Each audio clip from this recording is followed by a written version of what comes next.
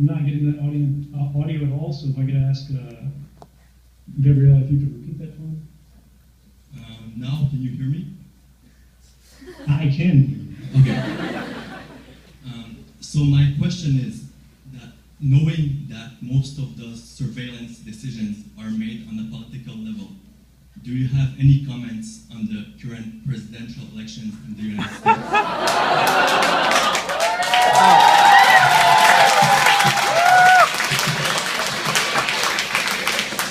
That's what we're waiting for. That's what I'm waiting for. So this is a complicated question for me. Who should I vote for? What do you think? And the reality here is there are two reasons that I never answer this question. One is if you have to ask other people, you're not really appreciating the burden and the value of your opinion, your perspective in the operation of a democracy. Don't look to others to tell you who to vote for. Look to you. Read about these things, listen to the conversation, make a determination for yourself. The second thing is, as a privacy advocate, the decision of who you vote for, right, is something you should never be made to answer. And so I try to set a good example there in my response. What I will say is that I think it's very disappointing in the long history of American democracy, where we are, if nothing else, a very successful country, that we are going through an entire election cycle where all we hear about are the personalities of these candidates, insults that they throw each other. But we hear very little about the Constitution. And this reminds me of a mistake that I made during the last sort of change of power in the United States, from the Bush administration to the Obama administration. He was a president who campaigned on the idea of ending the worst excesses of the Bush administration. He promised to hold officials who had broken the law, who had engaged in torture and so on and so forth, to account, to do investigations, to hold trials. But as soon as he took office, he abandoned that promise, saying we need to look forward, not backwards. But every investigation is necessarily retrospective looking. And if you say that there can never be a look backwards at official crimes, what you're saying is that there can be no accountability for official crimes.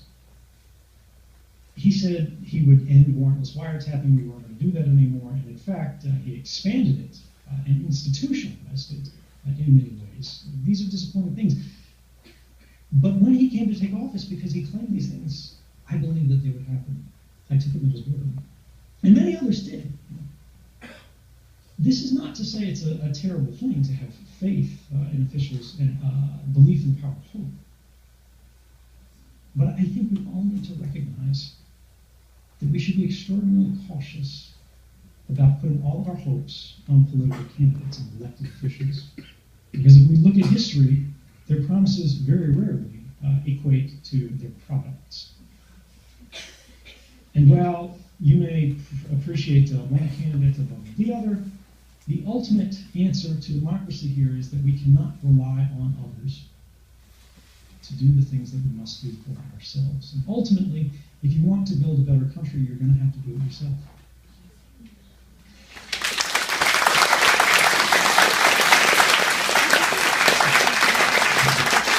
So we're going to take a question on this side. I'm going to pose one more question, and then we'll go to you.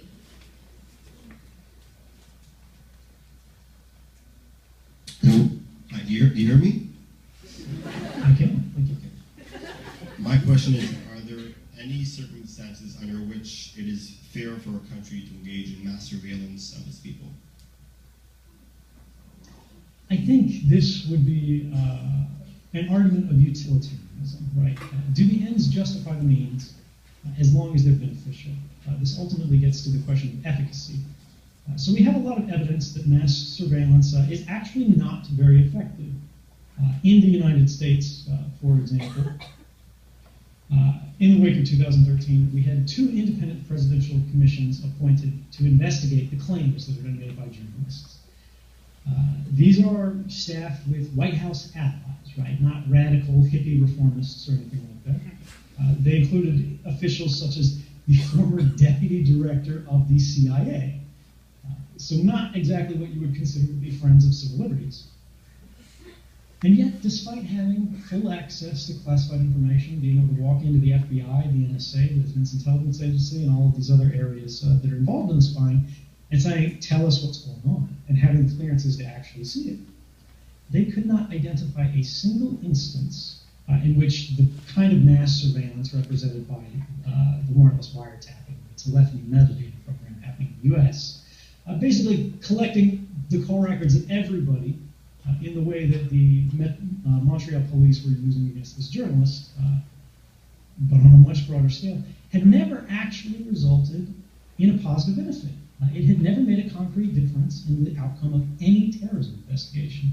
Moreover, it had never even contributed to the discovery of an unwritten plot. But what if it had? This is very similar to arguing, what if torture were effective? What if extrajudicial murder were effective, right? We're talking about assassinations here. What if slavery were a wonderful economic program? It wouldn't make it right. We have human rights for a reason, right? And we protect these things. And these are policies that are promoted by these same governments. The United States, of course, put forth the Universal Declaration of Human Rights with the UN, which guarantees a right from the arbitrary interference in your private communications, right? It forbids mass surveillance. So I would argue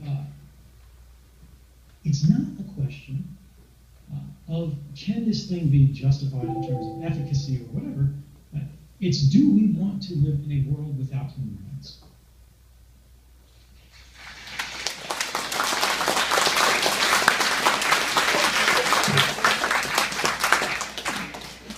So I'm going to switch the gears a little bit and ask a question from a PhD student, Isadora Borges Monroy, who's in my class on computer hackers. And we actually all went to see the Snowden film this fall, and most of us have also seen Citizen 4. And Snowden, I think you're absolutely right that the important issues are the issues and not the person, but the person has become fodder for Hollywood. And Oliver Stone did present the issues in some very interesting ways, and this is a great way to reach different publics.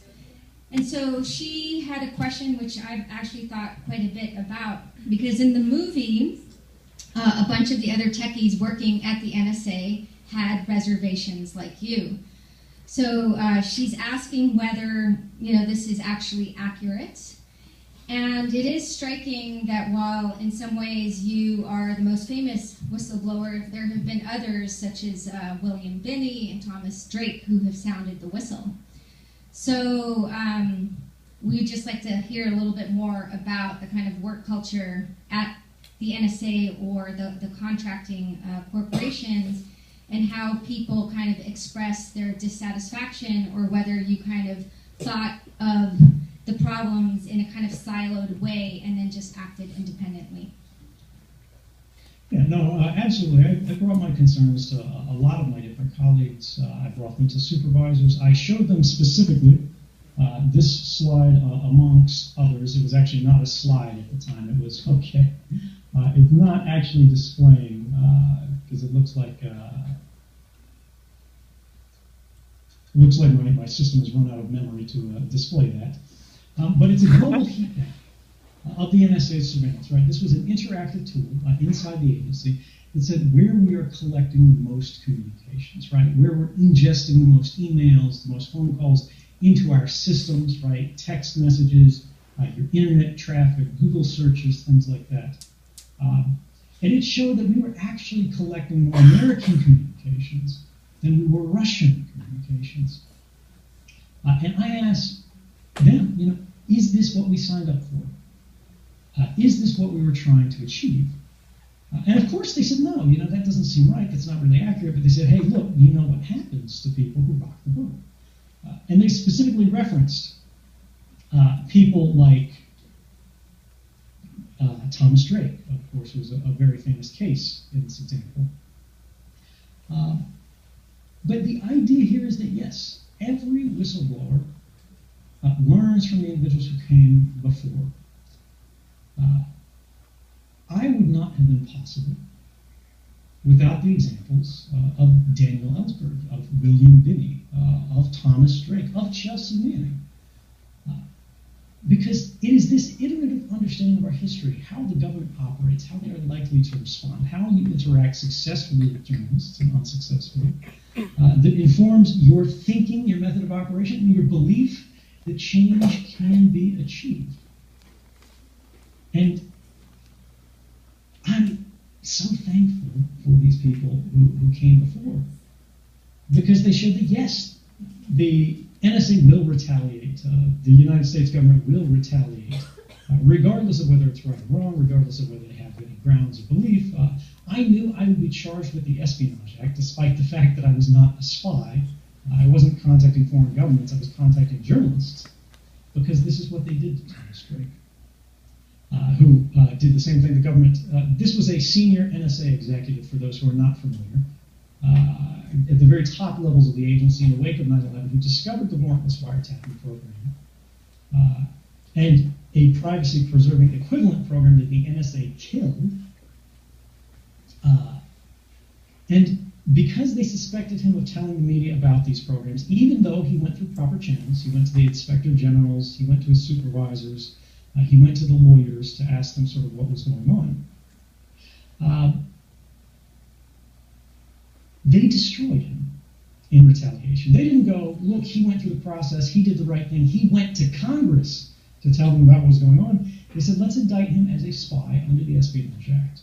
So he is prohibited from telling the jury why he did what he did. The Espionage Act is one of the few laws in the United States that guarantees you cannot perceive a fair trial, and it's designed that way intentionally. That's kind of a feature, not a bug. And if I had not seen that, I may have made less wise decisions.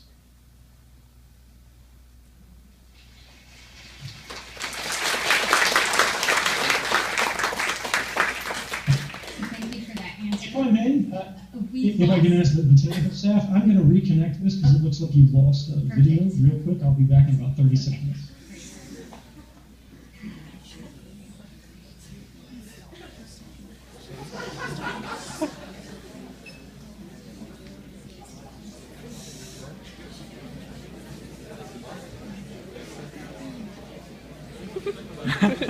He's like, So awkward. Why am I on the screen? Yeah, it's so awkward.